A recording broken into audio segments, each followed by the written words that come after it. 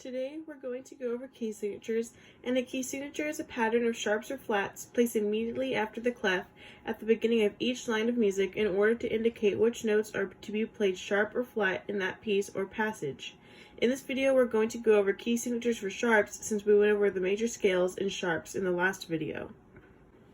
Now, we remember that in our major scales and sharps video, we used tetrachords to create major scales and how there's a new sharp added in each major scale. So, G major had 1 sharp, D major had 2, and so on. Well, when a musical piece uses a major scale other than C major, which has 0 sharps or 0 flats, an arrangement of sharps or flats are placed after the clef sign. This makes it easier for a composer because if a key signature didn't exist, they'd have to rewrite the sharp or flat symbol for every note that is sharp or flat in their piece. Since we know how to create major scales and sharps using tetrachords, I'll be using those scales to put their key signatures on the staff.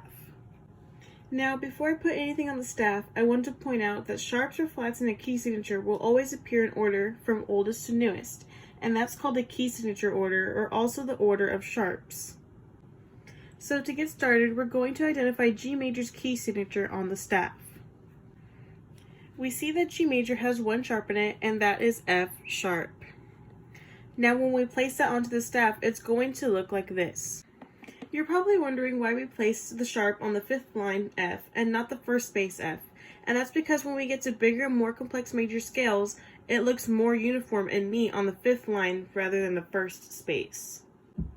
Going on to D major, there's 2 sharps in it, and that's F sharp and C sharp.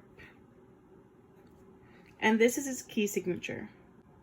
The F sharp from G major is still there, but we added 4th space C because D major has 2 sharps, and that is F sharp and C sharp. This is A major's key signature with 3 sharps, the new sharp being G sharp, along with the 2 sharps from D major, F sharp and C sharp. G sharp is on the top empty space of the staff instead of the 2nd line G due to neater placement again. Here's E major on the staff with a new sharp added, and that's 4th line D, which is right here. This is B major's key signature with 5 sharps, F sharp, C sharp, G sharp, D sharp, and now A sharp. This is F sharp major with 6 sharps, the newest being 4th space E. And finally, this is C sharp major with 7 sharps, the newest being the 3rd line B. And now that we have all of our sharps placed on the staff, I want to go back to what I mentioned earlier, and that's the order of sharps. And this goes as follows. So we have 5th line F, 3rd space C, the top empty space G, 4th line D, 2nd space A, 4th space E, and 3rd line B. And again, that is called our order of sharps.